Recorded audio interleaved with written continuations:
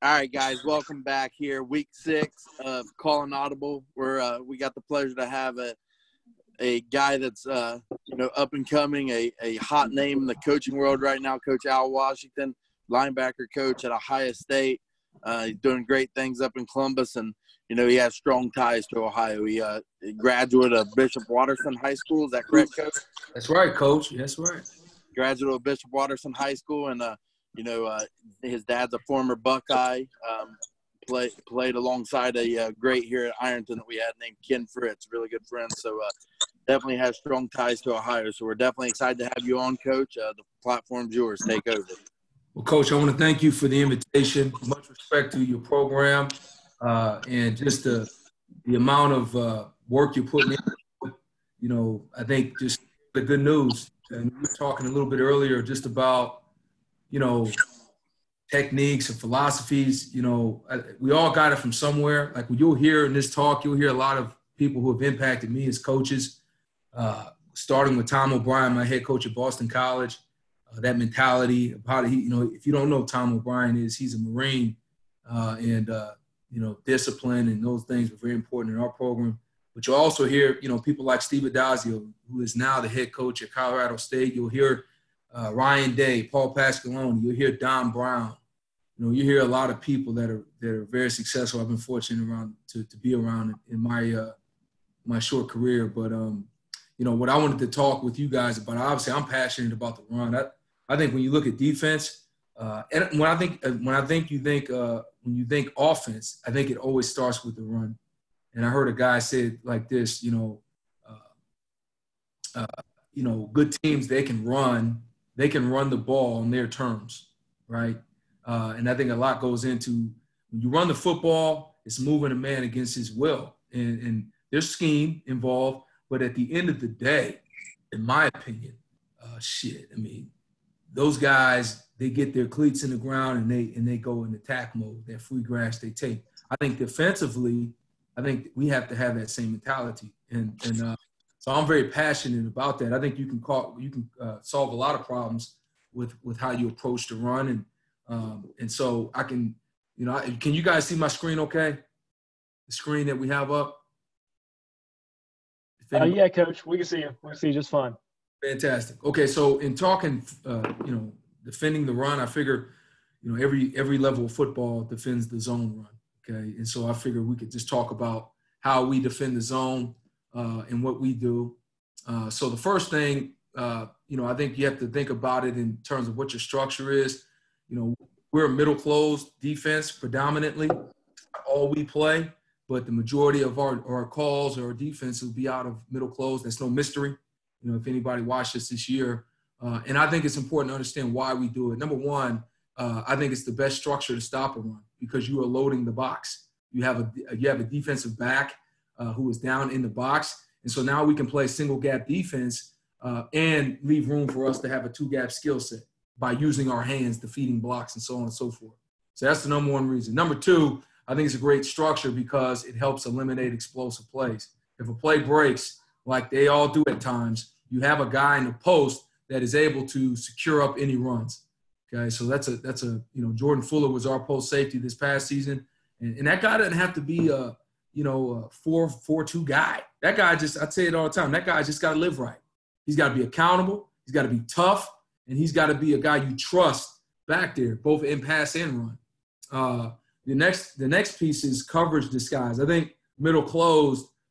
It complements man very well. Whether you play 3 deep zone or whether you play man, you can really structure your defense that you can create a disguise. What we got a lot of this year was a lot of pre-snap movement to try to unearth what we're in. And I think if you put work in trying to keep that disguise consistent with coordinating your zone coverage with your man, I think it's very, very effective. And the last thing, this is probably my favorite piece. Because I'm a Neanderthal, I'm a barbaric dude. At the end of the day, you can reduce the game to techniques and fundamentals. You can reduce the game to a one-on-one. And at that point, whose technique and whose fundamentals are better. And that's probably the lineman in me. Okay, I believe very much in that. And at the linebacker position is no different. Okay, so that's one of the factors I love, that we reduce the game to technique and fundamentals. The other thing is we allow the kids to play fast. So yeah, you got to have a conscious. You have to be an intelligent football player. But I think in this structure, man, you leave room for guys to play fast. Oftentimes, not all the time, and it's player to player. But for the most part, when you think about everybody, I think you can absolutely play faster. And the last thing is, you leave room for formation recognition. That's one of the most important things for us is, because our simplistic scheme is consistent through many calls. Now a player has room in his brain, which is finite.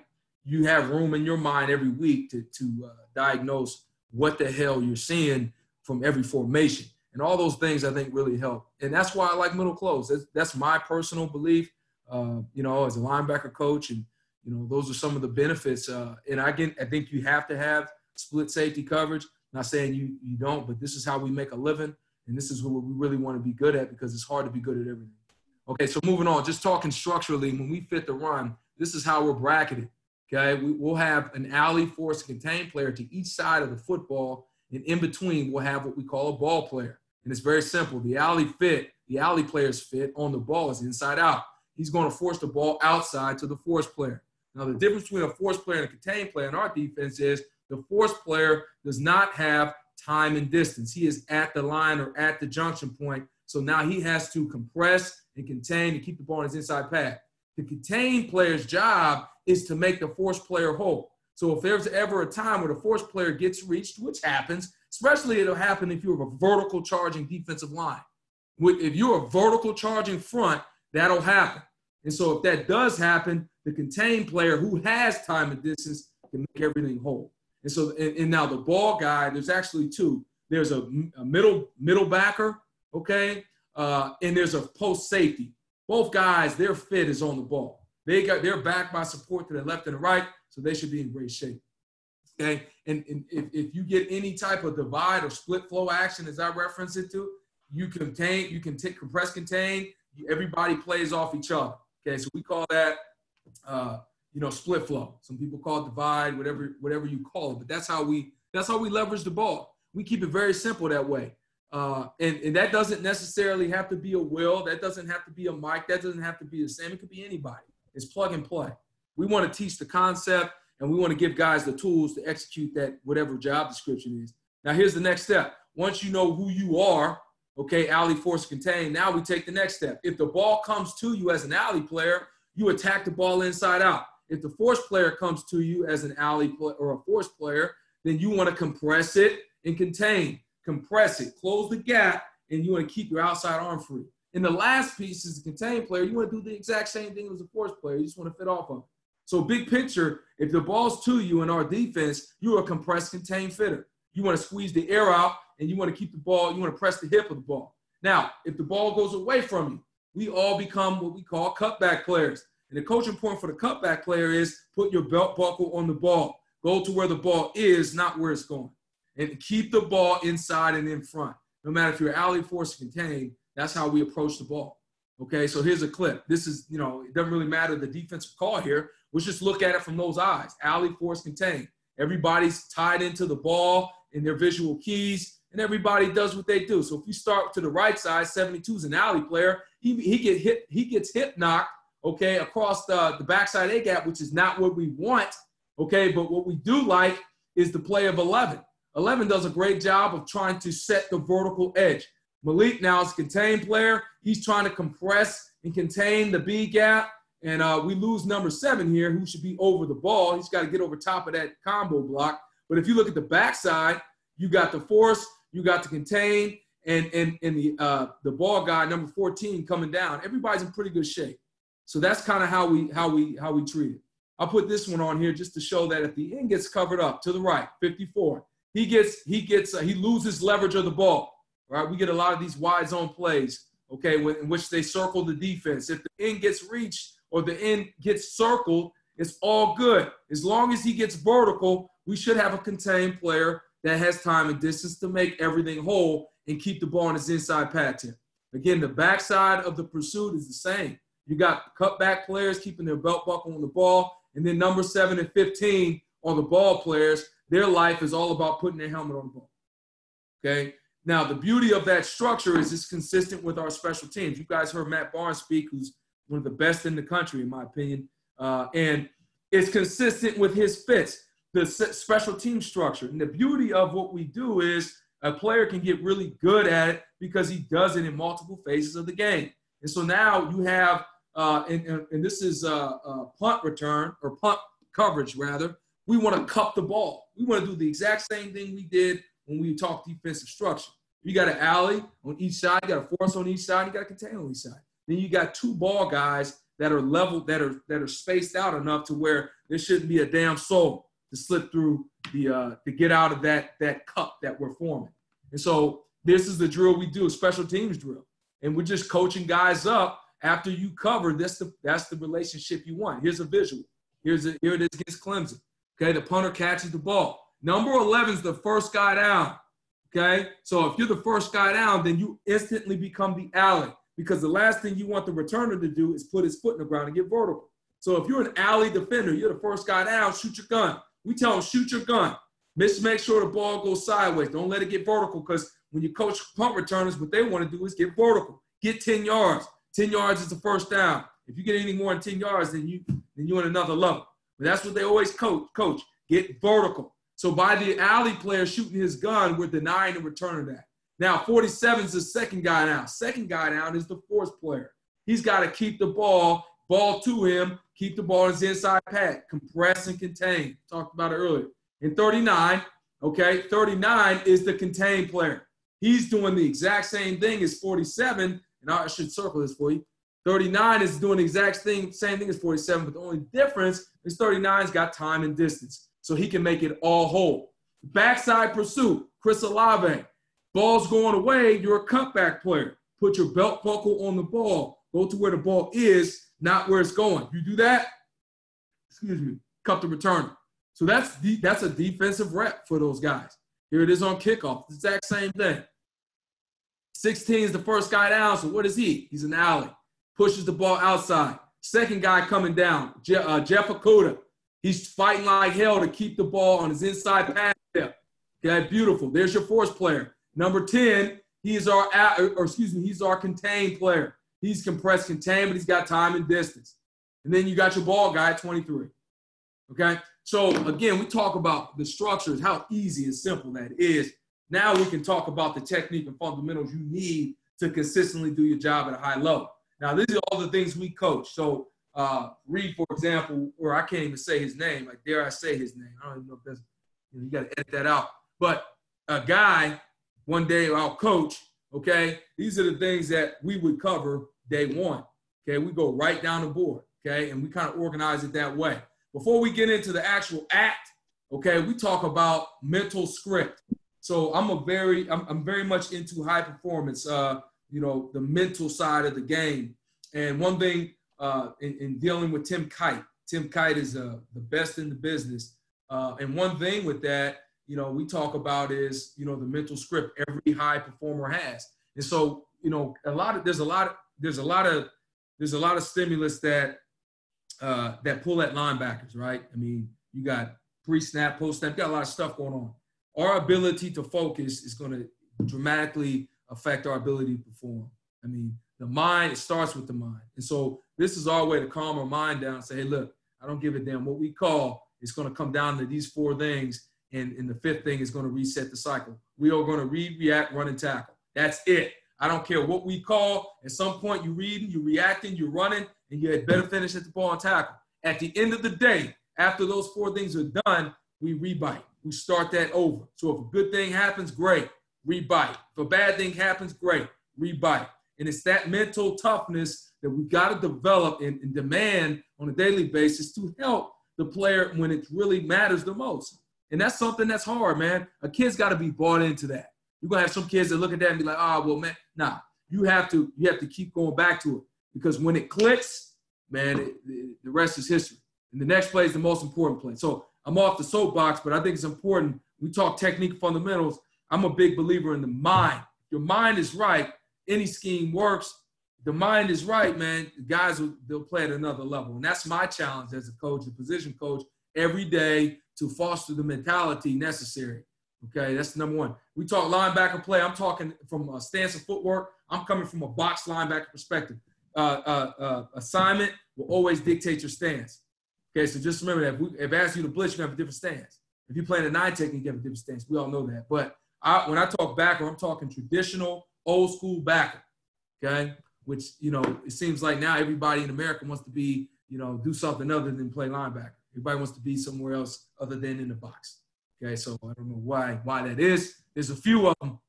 I know one in particular that would love it, but I believe there's an art to it and something very important. So starting with stance, all right, we talk about our feet. We always start from the ground up. Our feet are shoulder width.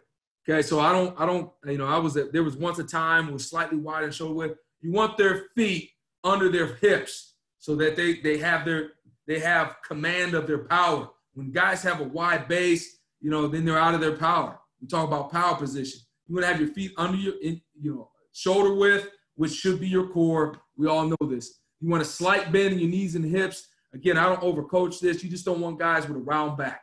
Okay, but you also don't want to be a stiff. Some guys look like they can't even move. Okay, so you want to be somewhere in between. The guys got to be comfortable, but you got to be in a position to where you're not going to false step or waste any movement. You want to be in an efficient position. This is the third thing. This is the most important thing to me, weight distribution. You want the weight on the inside rail of the foot, not the toe or the heel, on the inside rail. So once it's on the inside rail, now I can push and gain ground. The worst thing you could ever do is waste a step. We were fortunate to have Chris Spillman, the legend, speak to the group. And now he spent maybe 5 minutes on that, talking about, hey, you don't have to run a 4.5. If you run a 4.9, you had just better be efficient with your steps. Again, that's one thing that is huge to me. I'm sure it's huge to you guys as well. The last thing is eyes. I'm a big visual key guy. So, and again, I say this coming from a standpoint of I'm coaching the youngest guy. I'm coaching the guy who really has never played much. I'm coaching that guy from that mentality. So what do I keep?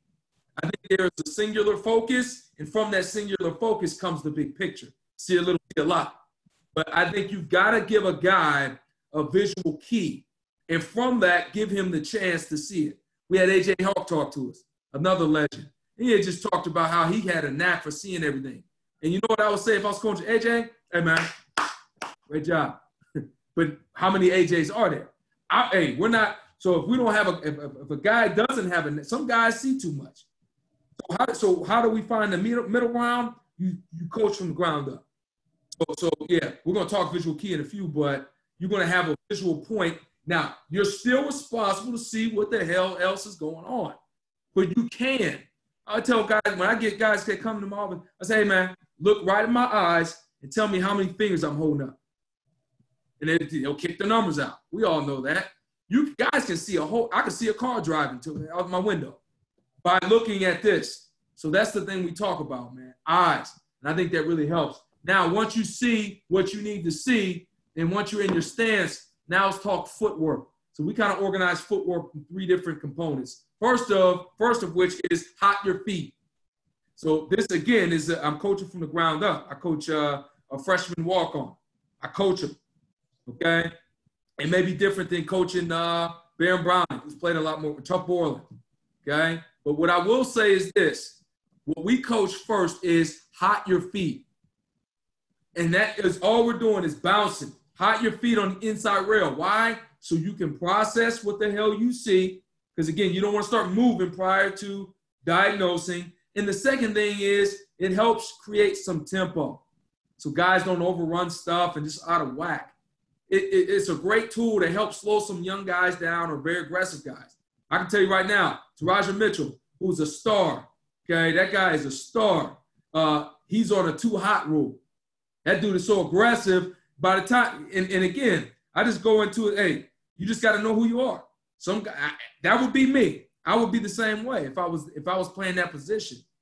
So know who you are. Too hot, mean, hey, just take a second, man. Take the edge off, then go. Because if you do that, you'll probably be at the right point. And I'm not trying to slow guys up. I'm just trying to make sure that we're accurate when we fire. I think when you talk about eyes for a linebacker, it's like a NASCAR driver, man. You got to drive fast as hell, but you got to be incredibly skilled, and you have to be very responsible, okay? And that's with us. We're playing fast as hell, but we got to be responsible. So I'm off of that. Hide your feet, processing tempo. Second thing is lead step. You lead step, you gain ground, not false step. You don't want to put yourself in a position of false step. So we really talk about gaining ground. And the third thing is the redirect. It's very important that when players redirect, they use independent footwork. So if I'm going this way, I got to step that way, 2 steps. If I'm moving to my right, I got to step right, left.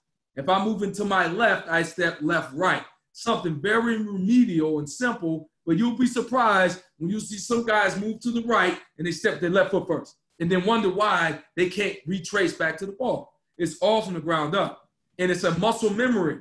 You can't have guys out there thinking about that. You got to rep it every day so that it's second nature, and that's what we talk about. You know, the other thing you see is guys take one step and don't take the other. The issue with that is now I'm out of power. I got too wide a base. I can't come out of that. So it's 2-step progression. Again, that's consistent with our special teams. We want to start in power, and we want to stay in power for as long as we can. Now, once you know where the ball's going and you diagnose it, go get it.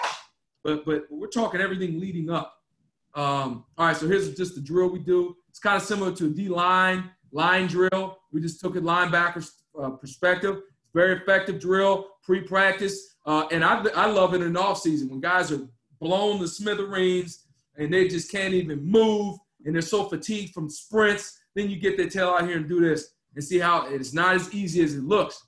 And the whole goal is to move to point A to point B as fast as you can.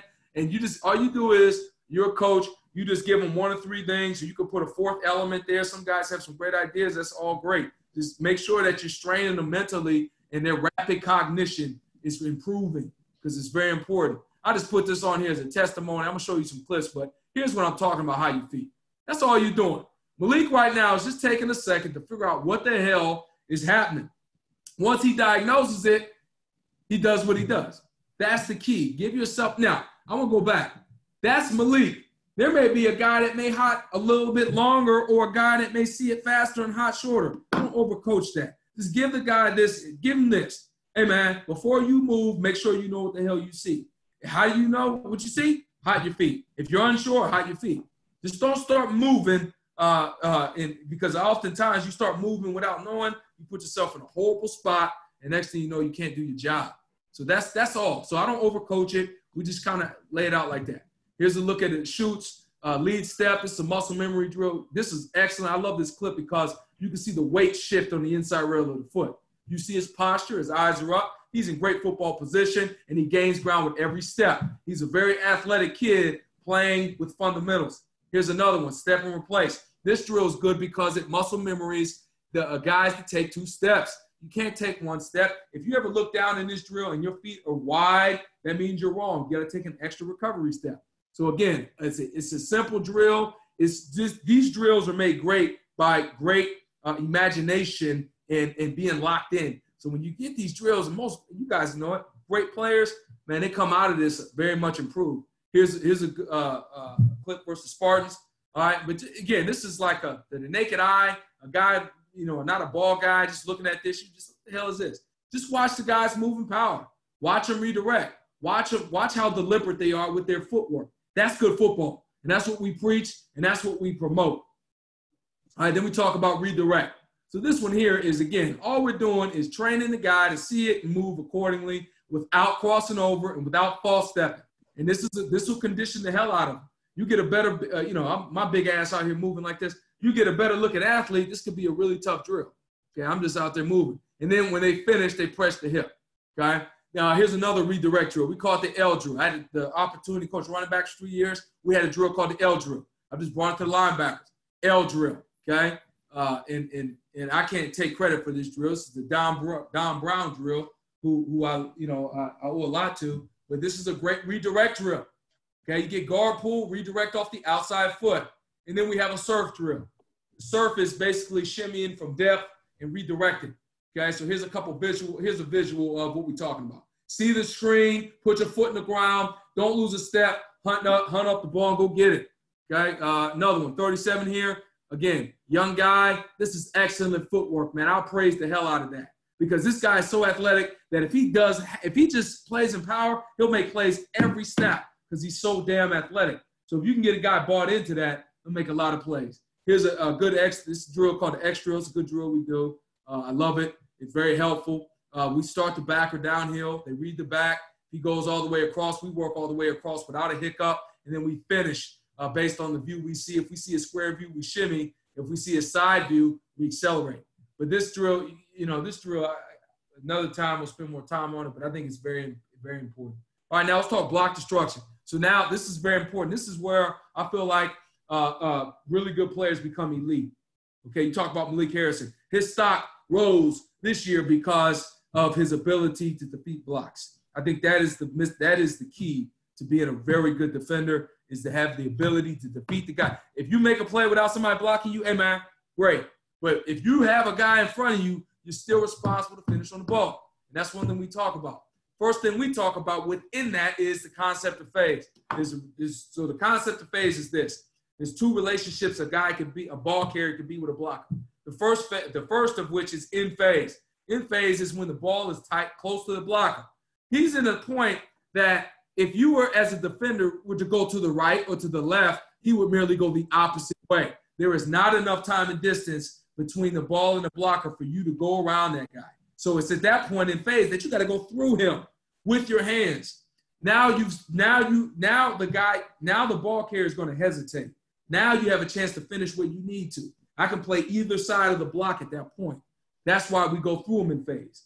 Okay. Now let's talk out of phase. When the ball is far enough away from the blocker that you can go around the guy and stack him and finish. And when it's out of phase, we call it slip. When it's in phase, we call it stunt. We leave the player to make the decision, a full speed decision. My job is to coach the hell out of the technique so that if they need a screwdriver, they got one. If they need a hammer, they got one. That's the toolbox. We got to develop the toolbox, then let them execute as they see it. I think when you do it that way, you encourage guys to be more confident. They take ownership in their play, and I think it skyrockets. And this is, it's been very helpful for us. But that's the concept of phase. All right, so let's talk about how to confront a guy, because it has more to do with technique than it has to do with attributes. So if you got a guy in high school, because I can hear now, some guys go, hey, man, coach, I ain't got Malik Harrison. You don't have to have Malik Harrison, man.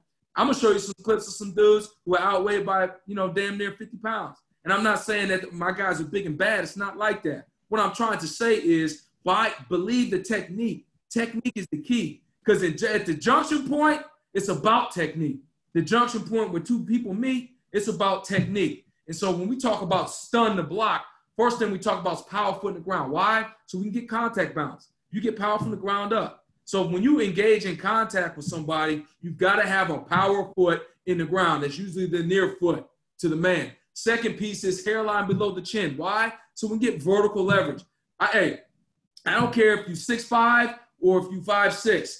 Definition of leverage is your hairline below that man's chin. I don't give a damn who you going against or what the dynamic is. And if you can't get down that low, then you've got to get your hips. You got to get more mobility in your hips. That's why I think hips are incredibly important in football. They help prevent injury, and they help you get in a position that you need to dominate. So that's what we talk about. Hairline below the chin, sink your hips, reverse arc in the low back. Third thing is we talk about is elbow together. Why? So I can get horizontal leverage. It's not enough to have vertical leverage. You have to have horizontal leverage, meaning you have to get your hands inside his. If you get your hands inside his and your hairline's below his chin, you're in control. You're in control. And that's what we want. That's what we work for. The fourth element is thumbs up. So why thumbs up? Thumbs up will force you to use the most forceful part of your hand is the heel. Okay? If you want to do some damage, you'll make contact with the heel. It's connected to your body, the core. You are tapping into that when you use thumb, when we talk about thumbs up. And the last piece, which is to me the Thousand Island dressing on the Big Mac, is speed to lock. I can't tell you the number of guys who approach a blocker and lay their hands on a guy with proper technique, and it's surprised they can't get off a block. In order to strike and get off a block, you need speed to lock so you can generate velocity. It's just like throwing a punch. If you throw a punch at a guy and you lay it out there, you're not going to do any damage. But when you snap it out there, it's a totally different animal. And with that, you do more damage, but also you protect from them holding you, which is what they want to do. So if a guy gets held, I don't jump the ref unless it's complete BS. But for the most part, I'm going at the player and saying, hey man, we got to get our technique down. Okay, and that's what we talk about. So we progress it just like everybody, I would imagine. We go from the ground up, 6-point explosion. I mean, heel of the hand. All right, then we graduate to 2 feet off the ground. This is a great clip to show how deliberate this guy is. You can say what you want about this guy. That guy, you'll win with that guy. That guy will play in the league because he is unbelievably driven. His technique and his drive to get technique makes him a far better player every day he's out there. I can't say enough things about this guy. Okay, but anyway, he hides his feet, lead steps. Now, we talk power foot, dash to power foot, that left foot in the ground. When you make in a single gap defense, you'll always have a leverage. You're not going to go right down the middle of the guy, but you want to have that foot down his crotch so that you can have your eyes in the gap. That's the key to a single gap structure, middle close structure. Okay. Now, elbows together, check. Thumbs up, check. Speed the lock, check. There it is. And then we just work it in different ways. Okay. So here's a couple clips to show. Okay. What we're talking about, speed the lock, spot right there. That's what you want. Speed the lock. It's a violent eruption. Okay. And when you put all that together, guys, I'm telling you, you can do a lot. I'm going to tell you the other thing that's going to happen. The player is going to miraculously become more physical. He's going to be like, damn, what happened to this guy? He got confidence. Because now he's not worried about, oh, he weighs whatever. He's worried about my toolbox and how I'm going to exercise it on his tail. And it's a totally different demeanor. The greatest gift you give a player is technique. The greatest gift. It'll serve him no matter if he's having a good day or bad day. And I believe that. Okay, I'm off of it, but I'm just sharing that. Here's another one. We talk about Malik Harrison. That's beautiful right there. That's speed the lock. 66 never able to hold it. Here's Malik again. He had the best hands I've ever seen. It wasn't that way coming in when we first got there. He bought in. He worked at it. You can see the tight end trying to clasp him. All right, now let's talk out of phase. Now we can avoid him. Now, but I hate, going through these clinics. Man, we were talking about earlier. You keep doing this stuff over and over. When you go over these clinics, you check yourself. I got to redo this. You're not avoiding a blocker. Avoid implies, the guy's going to disintegrate and you're just going to somehow miraculously find a way to get that. No, you got to address the blocker. You address him. The only difference between a slip is now I'm attacking his outside half with art, with skill. I'm attacking his outside half. I close it. So we go back. When we slip, you are attacking the outside half of that blocker because it's at that point you don't need to hang around this guy because he's out of phase. There's enough time and distance to go around him. So why in the hell are we wasting time on him? We got to get to the ball. And so that's what we talk about. A couple keys. Number one, close the distance, attack half of him, slip him, and then stack him. So the key to slip is feet and hands. It's very similar to, I got a pass rush background. There's some similarities there. You know what I mean? But that's what we talk about. And then when you stack the guy, you eliminate him. Okay, so we got 3 different tools that we usually use. We're just going to talk about a couple for time's sake. The first of which is a tight arm over. And my thing is I teach you everything, and then I let you figure out what you like, and then you go and you perfect it. This is a really good look at tight arm over. When you work tight arm over, you don't want to come high, expose your chest plate. Okay, you don't want to do that. Dylan Benson, man, he was a GA at Bethel. This summer I met him at a camp. He came and worked for me at a camp, and this kid's a young star. And I don't know where he got it, but I tell you what, he said this to me, and it stuck with me forever. We were talking about the technique of arm over, and he made reference to when you teach it, you coach it as if you were telling the guy to reach and take something out of somebody's pocket. And I think that's the best visual because it's at that point you don't expose your chest. Like Paul Pasqualoni used to say, it's not a freestyle, it's a breaststroke. Now, I don't swim at all, so I didn't really know what the hell that meant, but I understood what he meant when he was trying to cross. This piece of it, I think reaching through is profound.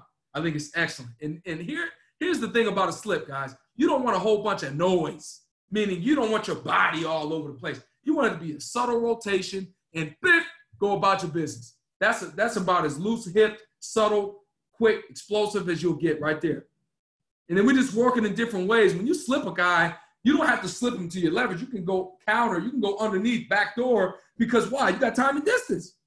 You just take the best course, whatever. If he overshoots you here, just work underneath him. But you're attacking one side of him. And then the second one is the dip and drive. Kids love this, man. It's sidearm over and dip and drive. It's probably they do it the most. But here it is. You chop, so you dip and drive. Reduce your near foot in the ground. Reduce your near shoulder, and you want to dip and drive through the outside part of that guy, the offensive player. It's going through him. The term pry him open, refers to going through him. Don't go around him. You want to go through his outside. Now, you notice a lot of guys chopping first. Why do we chop first? Well, most times a dip and drive is a core move. It's effective when I can get in your body. If I can get into your body, I can pry you open. But what do guys have in football? They have hands. They have arms. So before I can get to your body, I got to deal with your arms first. So when we talk about chop, we just talk about break the first line of defense so that you can pry the body open. That's why we chop, okay? And we're just working in different ways here, okay? But these things show up, fellas. Hey, so here's one right here.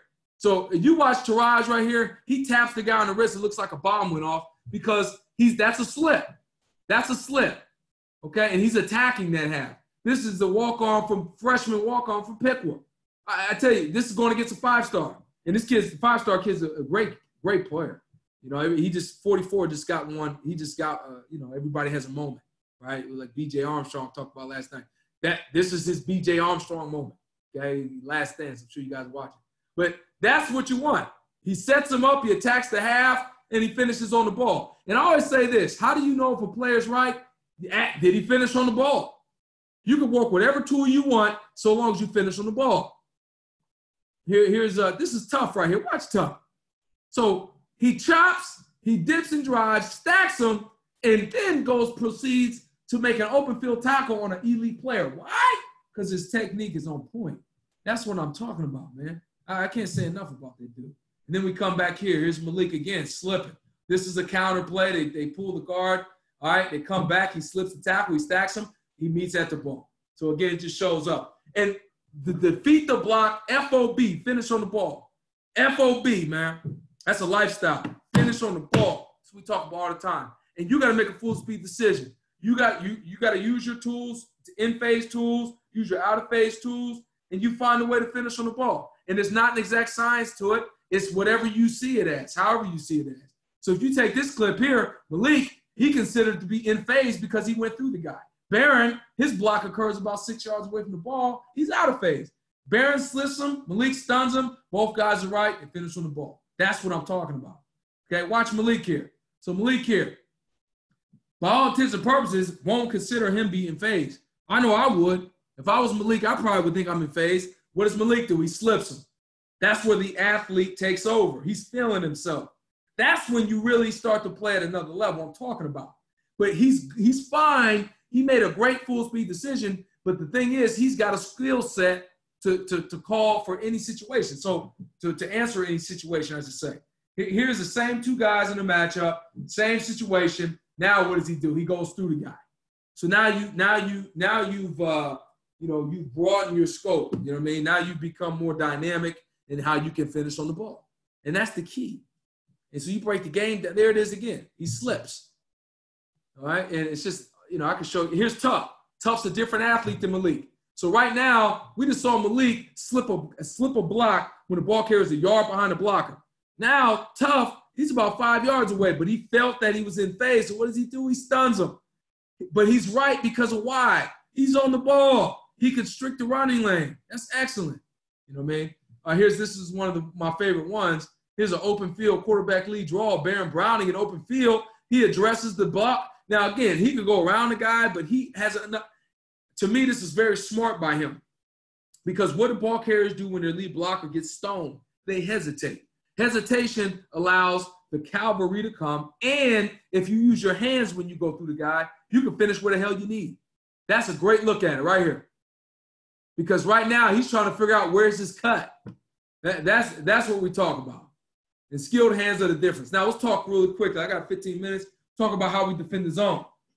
All right, and so this is how we teach our guys big picture. First thing is to the front side. I don't care if it's inside, mid, outside, whatever. The first thing we talk about is penetrating to the front side of the zone. We've got to create knockback. You don't go around guys. You go through them and you get vertical. Okay, front line and second line. Second thing we talk about is we want to create a wall on the backside. We want to build a wall because once that, we all know in zone, there's multiple points of entry. There's one landmark, multiple points of entry. So that ball is going to keep skating back to the C gap or the D gap. So we want to push it back. And if that ball does hit one of the backside A or B gaps, we should be square like a wall to play the run. And the third piece we talk about is force the ball to the free hitter. So the free hitter in the middle close is going to be the end in the zone read, in a what we call a zone cutoff. When the tight end cuts off, it'll be the Sam. We'll always have an overhang defender who will be in a shuffle mechanic, shuffle footwork demeanor, so that he can play the quarterback and help out on the cutback.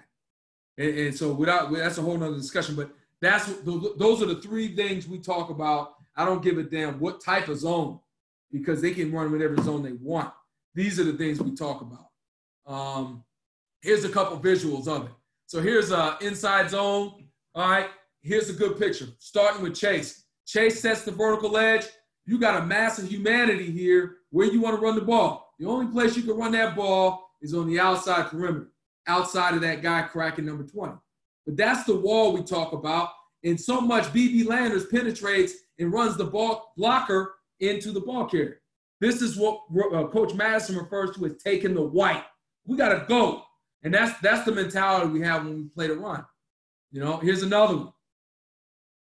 Again, and if you freeze it, Tough Borland's executing the same technique as Chase, which is using the same tech. That's what I'm talking about. Everybody's coming from the same technique box. And that's when you get guys playing. I'm telling you, I believe wholeheartedly.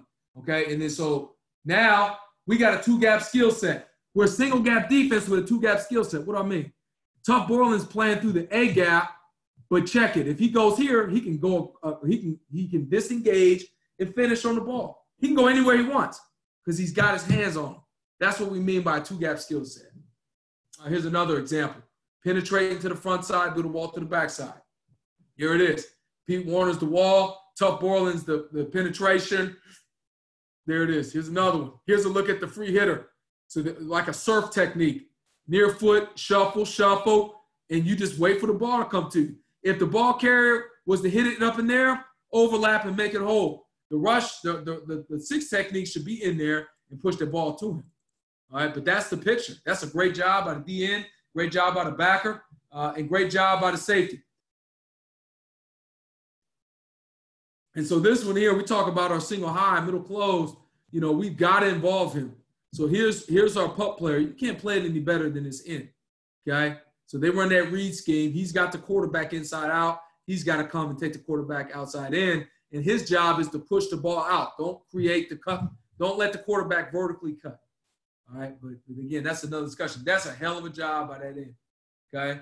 All right, now let's talk about the backers in particular, how we key things. Number one, we start with the back through the line, okay? That's what we start. That's what we do first. And so we categorize like this. In the zone world or in the run game, you know, based on who you're playing, we try to categorize it in 4 different ways. There's tight / wide, and there is outside. And so every run play is, no matter what the offense is, there's always a run type tied into the footwork, if that makes sense. And so we study it because we start, probably better to show this first. We start with the back footwork and we see through the line.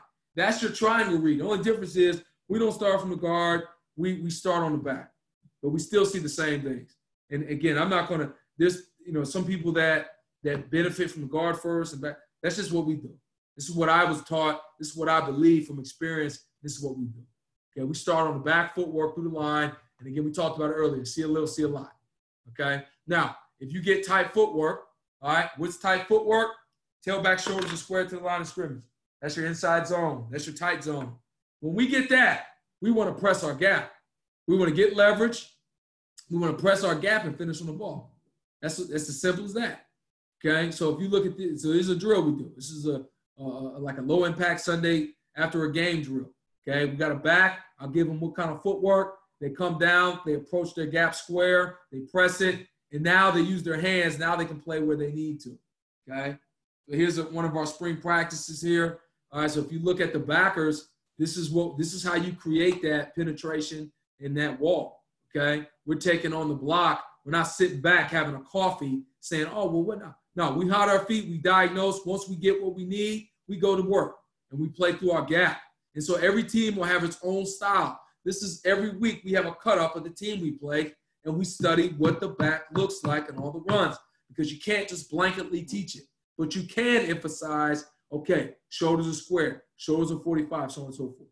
So here's a good look. Now, what we talk about for the backer is this: press your gap. But if the gap is cloudy, naturally come back, rock back. So there's your gap and a half. There's your so if it's clear, if it's a clear picture, go get it. But if it's shut off, the 3 technique doing a great job, just go ahead and rock back. Make full speed decision. Okay, there's Malik. There's another one. Tight footwork. This was Maryland's version of tight footwork. We knew they bounced front side. So now we got to play through our gap. You know, it should be nowhere to run.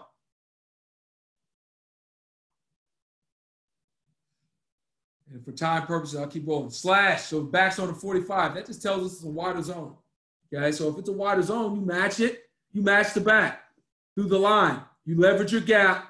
And when you get leverage, press. If it's a clear, run through. If it's cloudy, cow tip them. Okay? But again, everything starts with the back first, and then we add tools to get home. So here's a look at slash. There's a 45-degree angle track. Nobody should be coming downhill like this. Everybody should be working on that angle like the back. And so now we can slip and run through. That's a really good slip by Pete Warner. All right, and there's a good vertical edge set here. There's a nice wall there. Again, look at tough. Match and again, what's an indicator of this slash? A lot of times, you know, it's that dance footwork.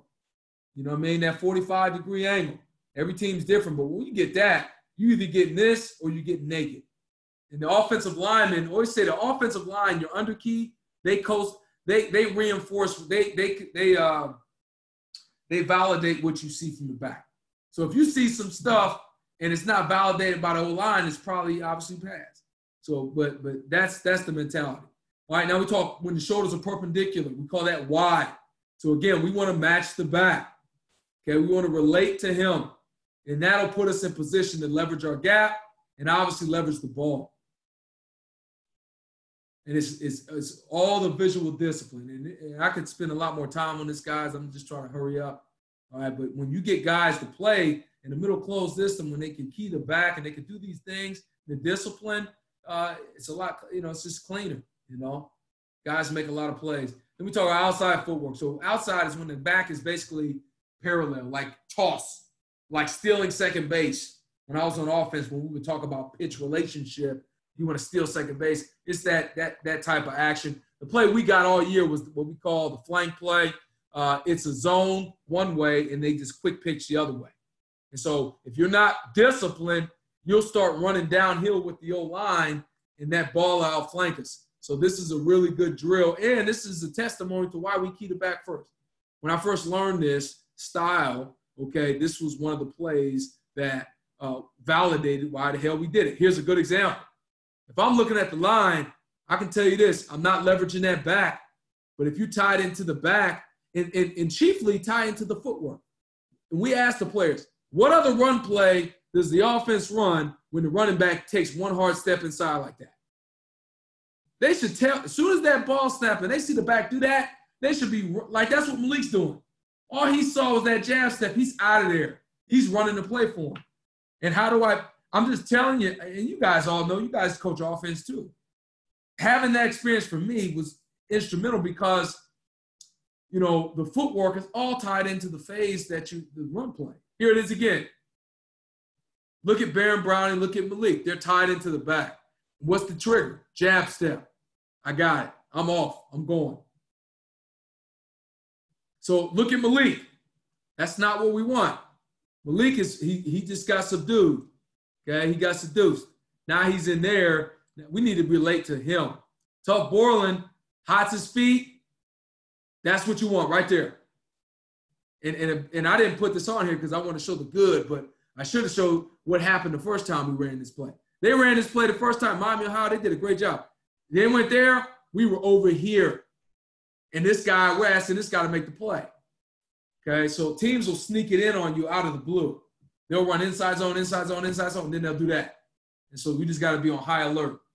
And we got it all different types of ways. You know, this is a power read toss, but it's the same stuff. And so we always relate to the back. If you're right, your eyes are right, you know, you'll be in good shape. So we literally saw this every game because it's an issue play. Last thing I'll talk about is falling. So I told you earlier, man, we're compressed contained fits. So if the tight end falls or splits flows or the fullback split flows post snap, we'll exchange it. Sam, you know, whoever that strong side backer is will go from the D to the A, Michael go A to B, blah, blah, blah. Everybody will exchange it. It's predicated on pre-snap alerts and post-snap communication. All right, and this takes a lot of work. Okay, but again, once you get it down, it's very effective because you don't get outflanked. You know, I've been in some defenses where you lock that guy. When this guy goes back, you lock it and you run with it and he's two play. But a lot of times this guy gets out leveraged who's trying to run with 87. So again, if you really get good at it and you understand, man, your gap is going to come to you. You know, they run split zone 32. He's coming downhill like a man, banging in the B gap. It'll come right to you. You know. But a lot of plays. This is the first play from the game in Indiana. First play. So they're doing all this stuff like Star Wars. They're trying to get everybody to slow down. But you don't have to slow down if your eyes are right. Like these two guys are off the back. Okay? This guy's off of him. They don't worry about that. So first play from scrimmage, you got Davon Jones, the best interior tackle in America, coming downhill. You see Tough slipping. You see Malik coming on the outside in course to compress that. Okay? I mean, it's literally a meeting at the ball. First play of the game. Here it is again. And I really think you got to coach up this guy. I'm sorry. Screw this up. This guy has got to be the chief. He's the quarterback of this stuff. His eyes are here. These two guys are here. So first off, he should be saying alert, alert, because of the position of the Y. And every team will have their own indicator. You know, they'll always have some type of way they look. That's just like we have a way we look. Okay, so if you see the profile, just alert the other two backers. Okay, fall occurs, echo the call, then you go through the next gap, everybody exchanges.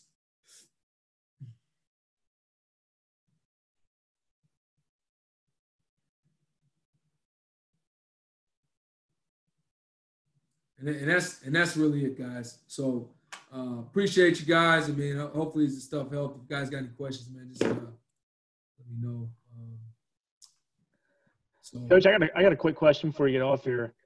You talked about cow tip and rock back. What exactly do you mean by cow tip? Yes, Never heard that before.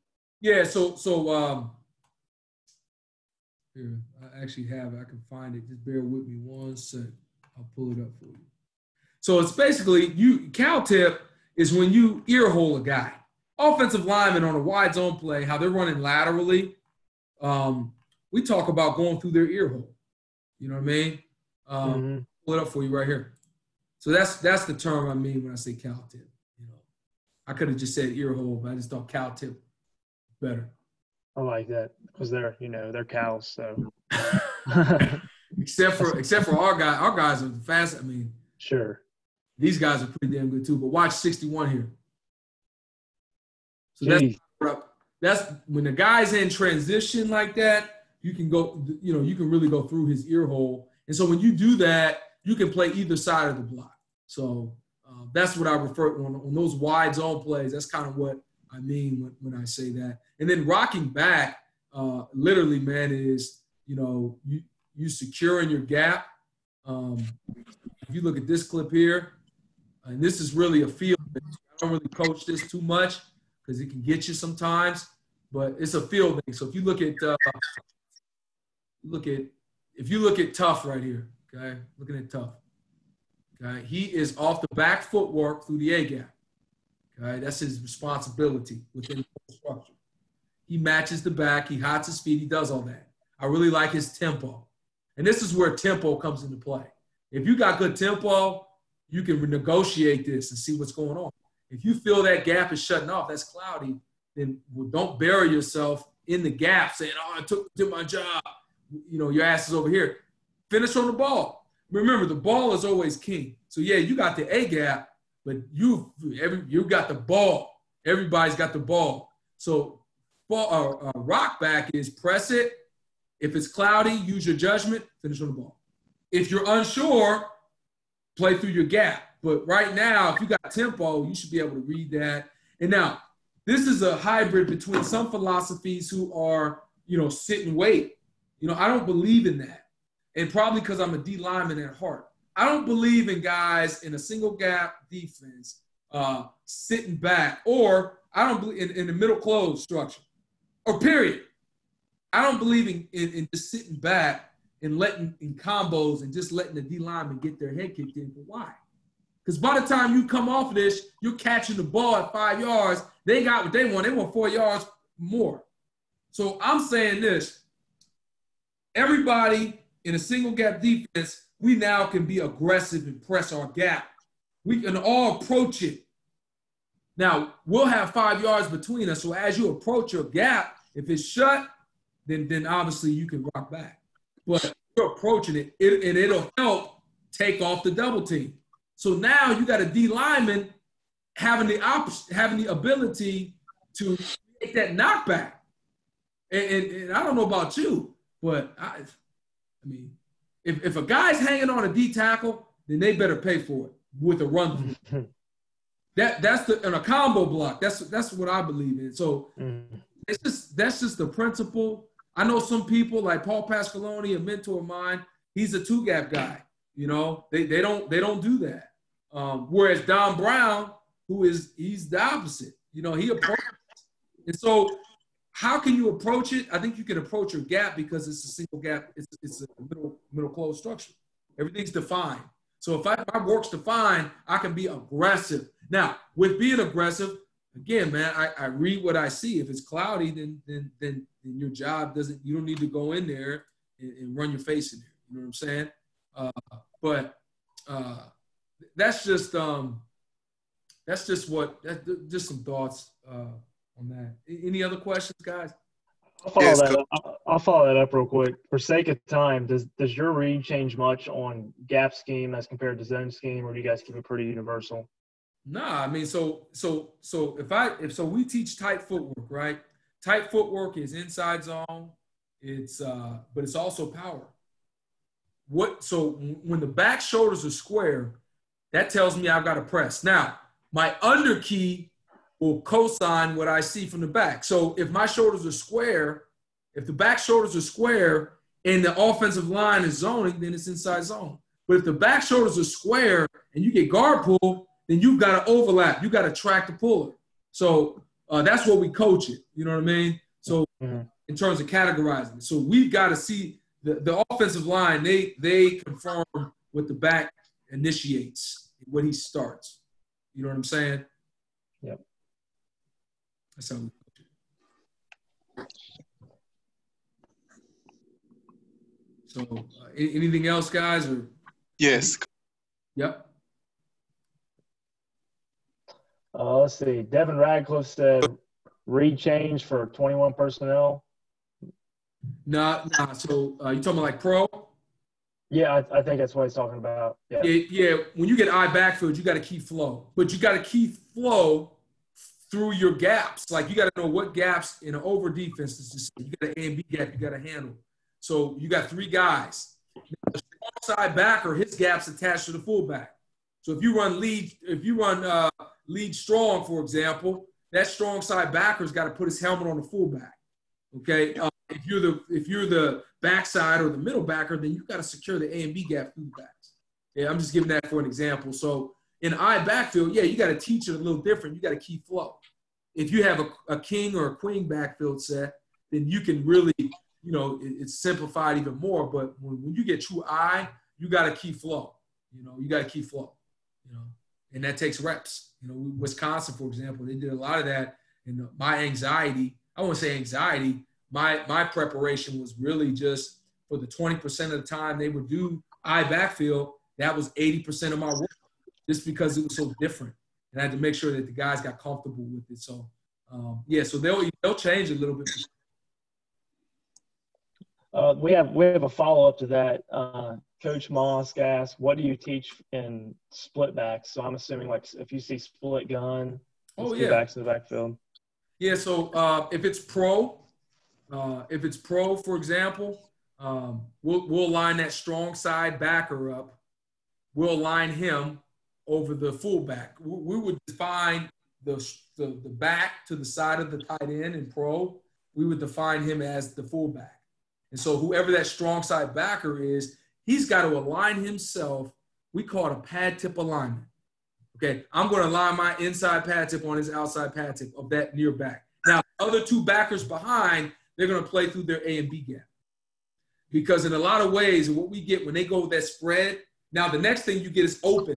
When they go, with no tight end in the game, 20 personnel, we structure it the exact same way. We do it the exact same way so that, what we get a lot of is spread stuff. So now we can and still be gapped out. That's how we handle it, if that answers your question. Yeah. And again, I'm coming from a middle close perspective. So there's some different things, I see a question about the circle of care. So circle of care, this is Coach Day's baby. Circle of care is how we help a player live up to their potential. Okay, our culture is fight. And the fight is the fight to be the best we can.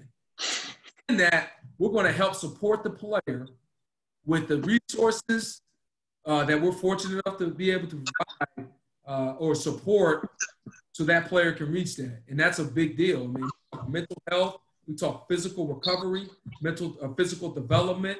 We talk, media training. We talk, everything from your Buckeye benefits. We got a fund that, kids get Ubers. They get all kinds of, they get food, our nutrition, our food. This is, Ohio State's fortunate to be one of those places, but I've been in other places where you don't have that. But that's what circle of care is. That's how we do it. As opposed to people saying, oh, okay, well, how the hell you do it? You don't do it. This is how we do it. 1, 2, 3, we go through a nice progression. And Coach Day, that's his baby. So, that's how we do it. Question is, how do you play linebackers differently in baseball defense? Well, when I'm inside, the thing about quarters is it's undefined. Your job is undefined pre-snap. You have to kind of evaluate and see for the most part. But if I don't really coach it that much different, you know what I mean? To be honest, like if I'm an apex backer, have a gap, for example, I got to key through the end man, run pass. If I get run, I got to get my ass in the gap. And if I get past, then I got to go through from palms or whatever coverage adjustment we're playing. So I don't really play. A lot of what I preach is fundamentals. So the fundamentals can be applied to middle close, split safety. That's kind of my approach. That way it can serve them. Like the skills that you can have, that a kid will learn, for example, will serve him in the NFL. Like Malik Harrison, he can fit the 3-4, 4-3. He can fit in whatever the hell. He can do whatever they need because I think he has somewhat of a foundation to allow him. So with quarters, we do play quarters. It'll be similar. I think that's how we approach it. And I got a couple more questions. If you see a knife come from the side, that's my wife. Coach, I know that we're over time here, so we will let you go. And I very much appreciate you. I do think Trevin wanted to hop on and say something, and then we'll let you go. Yeah, Coach. Just, kind of wrapping things up here. Number one, wanted to thank you. I think it was a phenomenal job. I know I was taking some screenshots of some slides there, and I'm looking forward to watching the rerun of this and just, taking down notes. During this, it's a little hectic, so definitely looking forward to watching it. And then the questions that we didn't get to, are you okay if we screenshot them and send them over to you? Maybe you could get them answered and get them back to our viewers. For sure, man. I would love that. You just send them over, text it to me, and I'll respond. Or I can do that. Absolutely. And just on your own time, Coach. Definitely no rush or no hurry or anything. But seriously, Coach, love what you're doing. Love the energy you bring, and thank you. I mean, I know I definitely picked up on a lot of little things that's going to help us tremendously. Well, I appreciate you, Coach. Thanks for everything you do, man. Thanks, guys. Have a great night. Stay safe. You too. Coach. Right.